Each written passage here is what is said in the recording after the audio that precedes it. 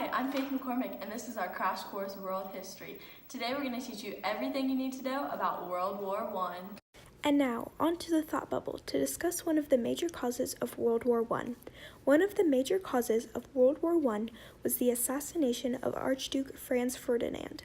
On June 28th of 1914, Archduke Franz Ferdinand of Austria and his wife were assassinated in Sarajevo.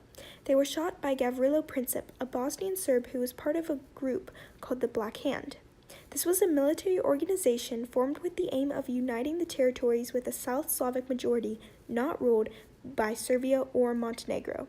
The goal of the assassination was to free Austria-Hungary's South Slav provinces so they could be combined into Yugoslavia. The assassination led directly to World War I after Austria-Hungary issued an ultimatum to the Kingdom of Serbia. This ultimatum demanded that the Serbian government put an end to the propaganda against their government and that Serbia was to allow the Austro-Hungarian government to help them suppress the subversive movement. Serbia partially rejected the ultimatum, which triggered the start of the war.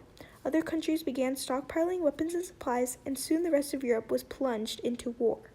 And now, on to a summary of World War I and its events. World War I began in 1914 after the assassination of Archduke Franz Ferdinand and lasted till 1918.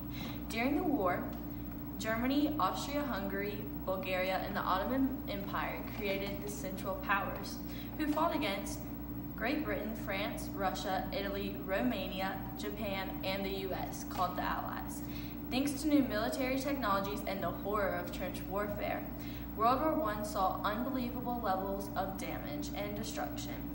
By the time the war was over, the Allied powers claimed victory. More than 16 million people, soldiers, and civilians were dead. The final battle of the war was the Amiens Battle. It heralded the start of the 100-day campaign, a 4-month period of Allied success, which ultimately ended the war. I wonder what's in the secret compartment today. Pizza! We must be talking about Italy. Italy joined the war in April 1915. During the war, Italy made an alliance with the Central Powers in hopes to get territories back they had lost from Austria-Hungary. Realizing this alliance wanted to get those territories back, they signed the secret Treaty of London and joined the Triple Entente. By doing this, Italy gained back those territories they lost. Triple Entente saw this as a way to weaken the Central Powers by creating a new front on Italy's border. The only way this would be successful is if Italy was able to make military advances against Austria-Hungary. This was very difficult knowing that Italy wasn't fully developed. Even with their disadvantage, they kept attacking Austria-Hungary, making barely any progress. And after all these battles, 11,000 Italians were dead. But that didn't stop Italy because they attacked on October 24, 1918, making them the first troops to cross the pre-war boundaries. And now on to the effects and outcomes of World War I. There were many positive and negative effects of World War I. One of these negative effects were the many soldiers and civilians killed, about 16 million in total.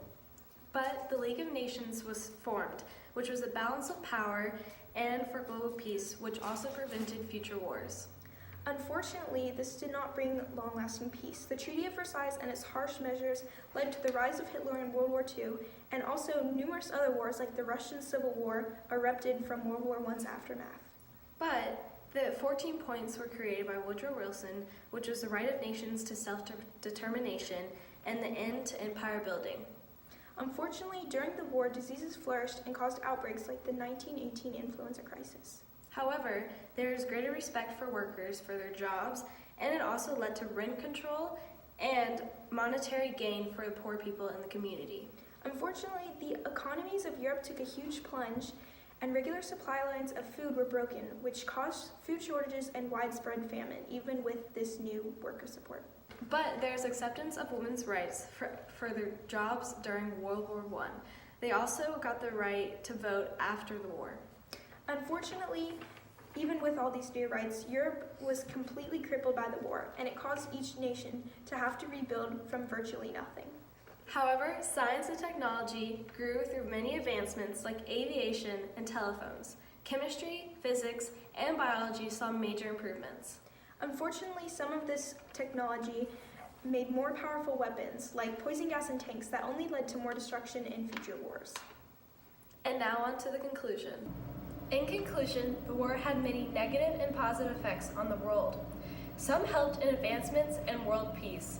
Some of the negative effects were that it ended putting the European countries, mostly Germany, in an economic distraught, and it was the spark of World War II.